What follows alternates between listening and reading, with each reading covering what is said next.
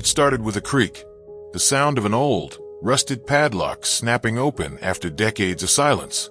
The barn was remote, sun-bleached, and half buried in New Mexico dust. Inside, hidden behind broken boards and forgotten tools, was a steel vault. It hadn't been touched in over 40 years. No one knew it was there, not even the people handling Steve McQueen's estate. When the vault was opened, what they found wasn't just memorabilia. It was a time capsule, personal, private, and packed with pieces of a life carefully hidden from the public eye. Inside were handwritten letters, rare artifacts, film scripts with notes scribbled in the margins, and rumors of something more, a final message, maybe even an audio recording, left behind by the man himself. For decades, stories had swirled, whispers of secret collections, missing millions, and untold chapters of McQueen's life. Some dismissed it all as legend, but this vault changed everything. The deeper the team looked, the more the pieces started to connect. This wasn't just a box of old items. It was a map to a version of Steve McQueen the world never really saw. Long before he was a Hollywood icon, the king of cool, Steve McQueen lived a hard, bruised life. His early years were filled with instability and violence. His father disappeared before he could speak. His stepfather beat him regularly. His mother left him more than once. By the time he was 14, he was locked up in a reform school in Chino, California. The Boys' Republic. It wasn't a school. It was survival training. There, Steve learned 3 things. Fight before you get hit. Don't trust anyone, and never expect help. These weren't lessons. They were defenses. And they stuck with him. His sarcasm, his distance, the tough guy look. It wasn't for show. It was protection. Hollywood didn't shape him. It discovered him, already forged in fire. Producers hated working with him. He challenged authority, pushed back on scripts, and refused to play the Hollywood game. But there was one reason they kept hiring him. Steve McQueen made money. Big money. And when he was on screen, people watched. He didn't pretend to be a rebel. He was a rebel. But what almost no one knew was that McQueen had a mind for more than just film. While others partied and posed for photos, he was planning. Quietly. Strategically. Steve wasn't just acting. He was investing. He was building something no one could fully see. That vault in New Mexico. It was only one piece. But it opened the door to a much bigger story. A story about control, secrecy, and a man who stayed ahead by staying quiet. Steve McQueen may have died in 1980, but the life he left behind, the one no one ever saw, is still being uncovered. One key, one vault, and the first real glimpse into the legacy he never talked about. Before the fast cars, the leather jackets, and the film sets, Steve McQueen was just a troubled kid with no real home. He wasn't raised in Beverly Hills or groomed for the spotlight. He came from something far rougher. A broken family. A childhood filled with abandonment and pain. His father left before he could form a memory of him. His mother, young and overwhelmed, remarried a man who drank and hit. There were stretches when Steve was passed from one relative to another, each time feeling more like baggage than a boy. By the time he was a teenager, he'd been kicked around enough to stop trusting anyone. He started stealing, skipping school, fighting, not for fun, but for survival. At 14, the system gave up on him. He was sent to a reform school called Boys' Republic in Chino, California. The place was tough, hard rules, strict routines, and no sympathy. But it also gave Steve something he'd never had before, structure. It was there he learned that the world wasn't going to hand him anything, and that if he wanted to get out, he had to outthink everyone else. The school left a mark. McQueen would later say he owed his life to Boys' Republic. He even stayed in touch with the school after becoming famous, quietly donating money, visiting, and offering advice to boys, just like he'd once been. But back then, it wasn't about giving back. It was about getting out. He left Chino tough, guarded, and sharp. No more illusions. No more pretending people would look out for him. He was done being vulnerable. Every smirk, every stare, every don't mess with me glare that he wore in his later years, that was armor he built brick by brick in that reform school. It was that edge, real, raw, and unfiltered, that caught Hollywood's attention years later. Casting directors didn't know his backstory. They just saw a man who didn't have to fake it. When he played rebels, loners, or anti-heroes, it wasn't an act. It was instinct. Before he reached the big screen, McQueen tried different paths. He worked odd jobs, lived cheap, and eventually joined the Marines. He wasn't a model soldier, not by a long shot.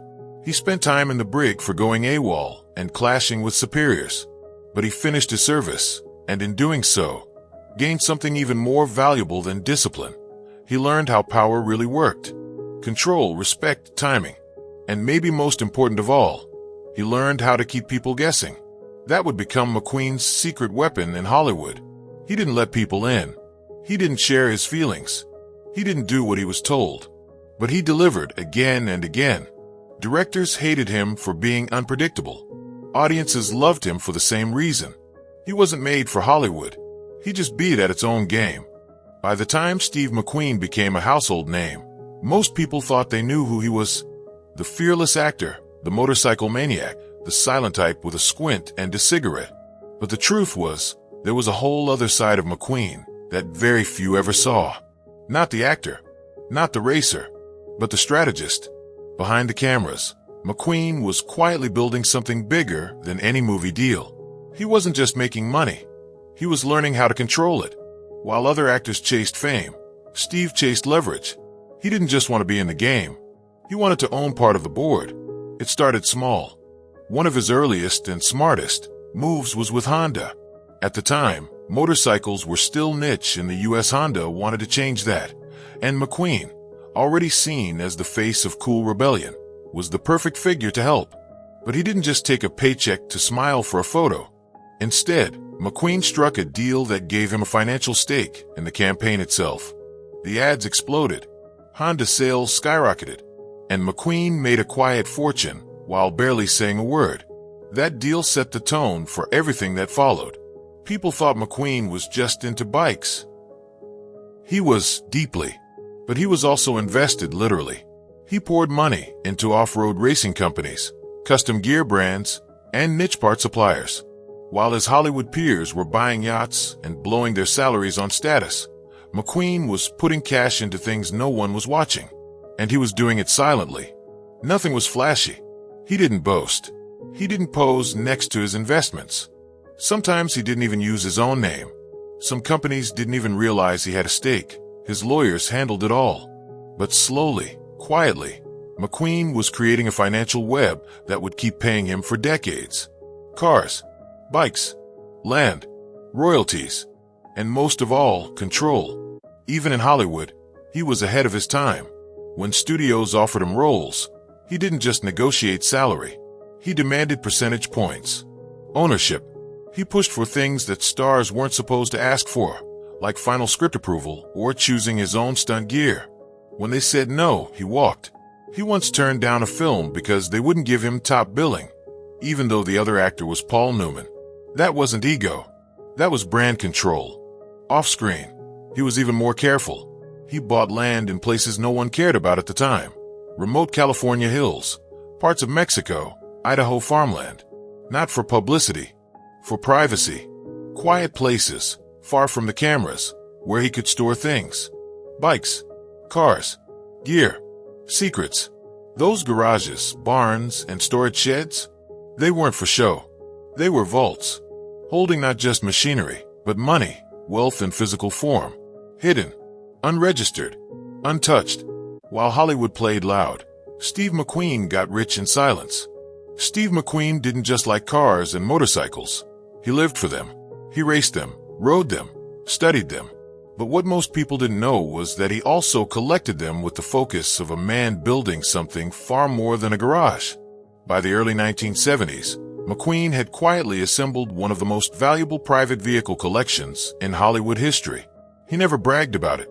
There were no magazine covers or tours, just quiet warehouses, barns, and locked garages scattered across the Southwest. Inside those buildings sat legends on wheels. Over 130 motorcycles, nearly 60 rare and historic cars, each one chosen not for trend, but for meaning, performance, history, connection. Some were famous, others obscure. All were important to him. He owned a 1963 Ferrari 250 GT Lusso, a car so elegant it was often called the most beautiful Ferrari ever made. He had the Jaguar XKSS, one of just 16 ever built. That car alone, years later, would be valued in the millions. He had the actual Ford Mustang GT 390 from Bullitt, the car that tore through San Francisco in one of film's most iconic chase scenes. He also kept a Porsche 917K from Le Mans, a race car so rare and so fast, collectors today still consider it the Holy Grail.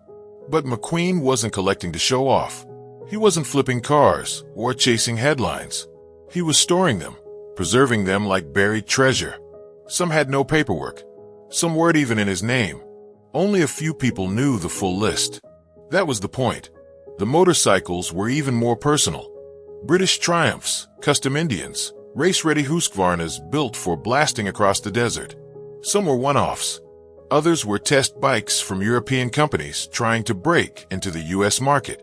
To outsiders, they were just cool bikes. To McQueen, they were legacy, machines that told stories about where he'd been, who he was, and what mattered most. Everything he saved was a clue. His helmets, his leather racing suits, his worn gloves. Some still had the dust of Baja trails or the grease of off-road rallies. He didn't toss anything, and when he did stop riding a bike, it usually went under a tarp, not to a dealer.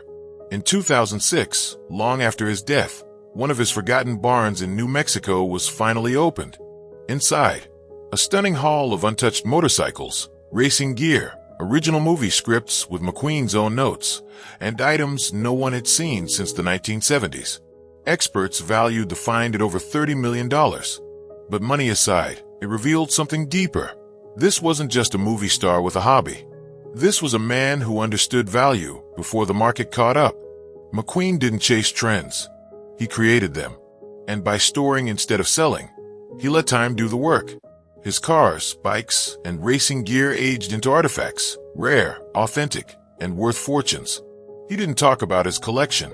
He just hid it and waited. When Steve McQueen died on November 7, 1980, the headlines focused on one thing, his illness. Mesothelioma, a rare cancer, had taken him too soon. He died in a small clinic in Juarez, Mexico, where he'd gone for an experimental treatment that was banned in the U.S. The world mourned a screen legend, but within hours, a different story started to spread. Steve McQueen was broke.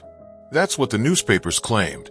They said the cancer treatments had drained his accounts, that his assets were tied up, gone, or wasted. The number that made the rounds? Just under $2 million in liquid cash. For a man who had once been the highest paid actor in the world, it sounded like tragedy. But it wasn't the truth. The reality was much more complicated and far more guarded. What the public saw was just the surface. The checking account, the trust funds, the items officially recorded. What they didn't see were the hidden collections, the unregistered vehicles, the land purchases in remote counties, or the licensing deals still in place. McQueen had spent years keeping his fortune off the books, not on them. And his will, that only added fuel to the fire. Written in early 1979, just 2 years before his death, the will named 2 primary heirs, his children, Chad and Terry. His ex-wife, Neil Adams, who had been with him during his rise, received nothing. His final partner, Barbara Minty, got only personal belongings. And then came the line that changed everything. Any unknown or future children were cut out. No exceptions. No appeals. Not long after his death, a woman came forward. She claimed her son was Steve's. She had letters, photos, even a Christmas card with his name on it. But the court threw it out. No DNA, no formal proof. Behind the scenes, McQueen's lawyer quietly admitted to 2 other paternity claims, both of which were never made public and were settled fast. Cash moved. Papers were signed. Silence was bought. Then came the problem of the collections. McQueen had been so private. Even his estate team didn't know everything he owned. Some of his most valuable vehicles weren't in his name. Others had no registration at all. Years passed as lawyers, appraisers, and family members tried to trace what was his, and what had simply disappeared. Private collectors surfaced with motorcycles they claimed were McQueen's. Some were real. Others were fakes. Auctions became battlegrounds. The McQueen name alone could add six figures to the price of a car or watch. It became a race to prove, to authenticate, to recover. At the center of it all was Chad McQueen, Steve's son. A former racer like his father, Chad eventually became the estate's quiet leader. He approved licensing deals, restored vehicles, and tried to keep the McQueen image clean and controlled. But when Terry, Steve's daughter, passed away in 1998, her share went to her daughter, Molly.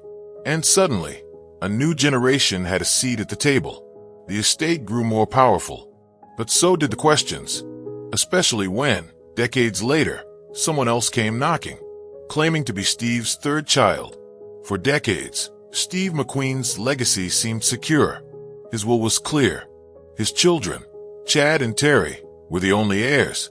His estate was large, his image tightly controlled, and the world had moved on. But in early 2023, something unexpected surfaced: documents, photos, and receipts that pointed to a secret chapter of McQueen's life, one that could change everything.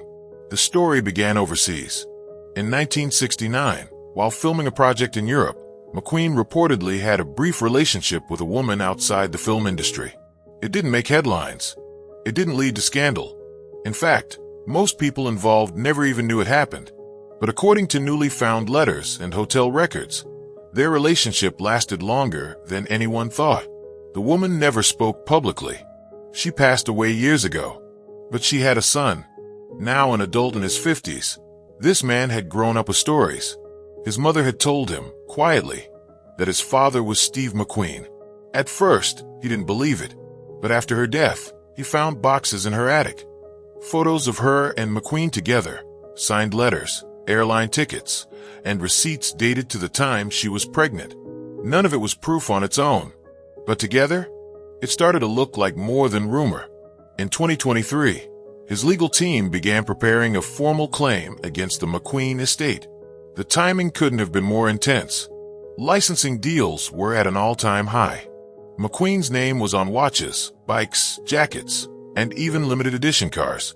A secret heir could legally change how profits were divided, how decisions were made, and who had final say on the McQueen brand. At first, the estate said nothing.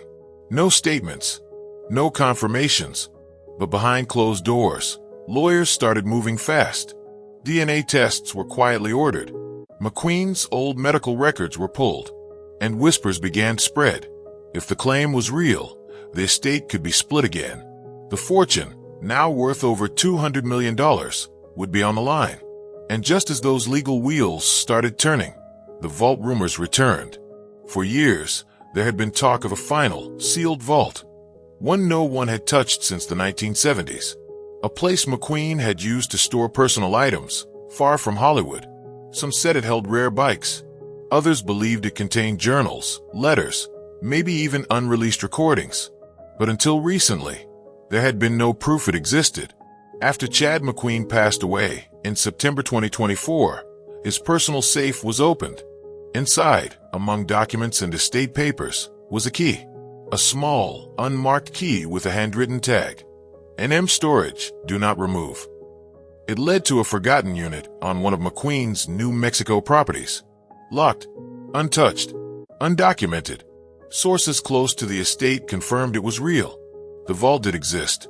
Now, with the potential heir's claim growing stronger, and the key finally found, the family faced a decision: open it, and let whatever's inside rewrite the narrative, or keep it sealed, and protect the mystery. But some truths don't stay buried forever. Steve McQueen's face hasn't been on screen in decades, but his image has never been more powerful. In a world filled with fast fame and loud celebrity, McQueen's quiet cool still stands apart. His legacy hasn't faded, it's grown. And the people behind his estate made sure of that. It started in the 1990s, when vintage came back in style. Brands wanted timeless. They wanted classic. They didn't want influencers. They wanted icons. McQueen was perfect, rugged, handsome, rebellious, and most importantly, he wasn't around to ruin the illusion. No scandals, no aging, just still photos and film clips of a man who looked like he could outrun the world. The licensing offers poured in, but the estate didn't say yes to everything. That was the secret. They curated the McQueen brand. No grocery store toys. No gimmicks. Just select, high-end partnerships that matched his image. The first major win came with Barber. A single photo of McQueen wearing their wax jacket during a race turned into a full campaign. Sales exploded. Barber leaned into it, launching a McQueen line that became one of their top sellers. Then came Tag Heuer.